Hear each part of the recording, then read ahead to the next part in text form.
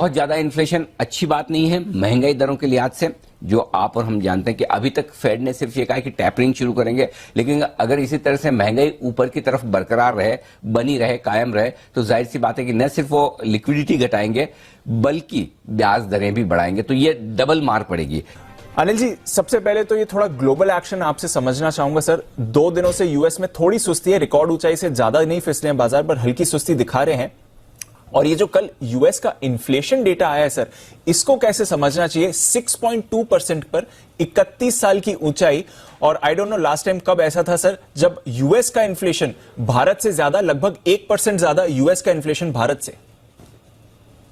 तो शायद दीप हमारे लिए यही राहत की बात है कि सिर्फ महंगाई हमारे यहाँ नहीं है, सबके यहाँ वो होता था। बचपन में हम लोग देखते थे कि जब अभी तो आजकल तो ऐसा बहुत ही कम देखने को मिलता है। मुंबई के लोगों को और बड़े शहरों में तो लोगों ने कभी, खासतौर से हमारी नेक्स्ट जनरेशन ने कभी ये अनुभव ही नहीं किया कि पावर कट भी कुछ होता है या बिजली भी जाती है। लेकिन छोटी जगहों पर हमने तो बचपन में बहुत जिया ये बिजली जाने वाला मामला। तो कभी भी हमारे घर पर लाइट चली जाती थी तो सबसे पहले हम बाहर निकल कर ये देखते थे हमारी गई है, सबकी गई है आसपास में।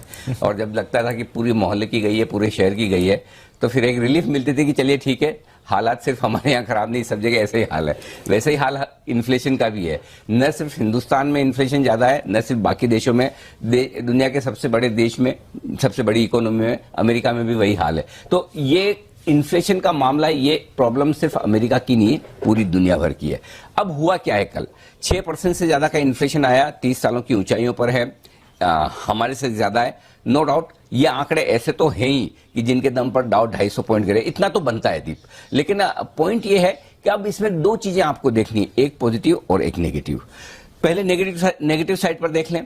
बहुत ज्यादा इन्फ्लेशन अच्छी बात नहीं है इकोनॉमी की ग्रोथ के लिए, ये आप हम सब लोग जानते हैं। बहुत ज्यादा इन्फ्लेशन अच्छी बात नहीं है महंगाई दरों के लिहाज से।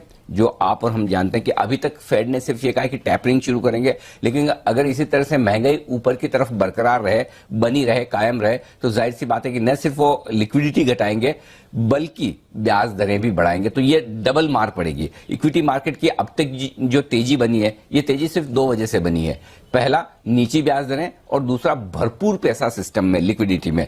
वो भले ही डायरेक्टली इक्विटी मार्केट के लिए लिक्विडिटी ना हो, लेकिन इनडायरेक्टली इक्विटी मार्केट में पैसा पहुंच ही जाता है अगर आपको तेजी का रुझान बनता हुआ दिखे। और अगर दोनों ही चीजों पर सवाल या निशान लगने लगे फेड की तरफ से, तो फिर मुश्किल हो सकती है। और इस लिहाज से ये महंगाई के आंकड़े थोड़े खराब हैं और जो बाजार का मूड खराब कर सकते हैं, जैसा कि कल उन्होंने किया भी।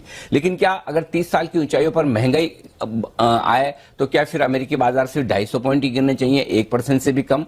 तो इसका जवाब है ना। और यही एक पॉजिटिव बात है कल के महंगाई के आंकड़ों में। और पॉजिटिव बात भी नहीं कहूं तो ये कहूं कि थोड़ी सी आगे के लिए बेहतर स्थिति है कि ज्यादातर लोग अमेरिका में और दुनिया में ये मानकर चल रहे हैं कि ये जो आंकड़े आए, ये अब तक के 30 साल के भले ही हाई हों, लेकिन शायद आने वाले कई समय तक के लिए भी हाई रहेंगे। अब यहां से इन्फ्लेशन के और बढ़ने की संभावना कम है, घटने की संभावना ज्यादा है। जिसे कहते हैं ना, पीक आउट हो चुका है, जितना बढ़ना था बढ़ चुका, अब यहां से ज्यादा नहीं बढ़ेगा। ये भी एक कहीं कहीं धारणा है लोगों के दिमाग में, और शायद इसी वजह से डाउ जितना गिरना चाहिए उतना गिरा नहीं। तो मेरा ये समझना है, अगर आप पिछले 1-1.5 महीने का माहौल देखें, जिसमें हमने लगातार बार बार लोगों को चेताया भी है कि किस तरह से कमोडिटीज के दाम तेजी से घट रहे हैं। एक कच्चा तेल वगैरह छोड़ दें तो बाकी कमोडिटीज के दाम काफी तेजी से घटे हैं, चाहे वो मेटल्स ले लें, चाहे आयरन ओर ले लें, चाहे सॉफ्ट कमोडिटीज ले लें।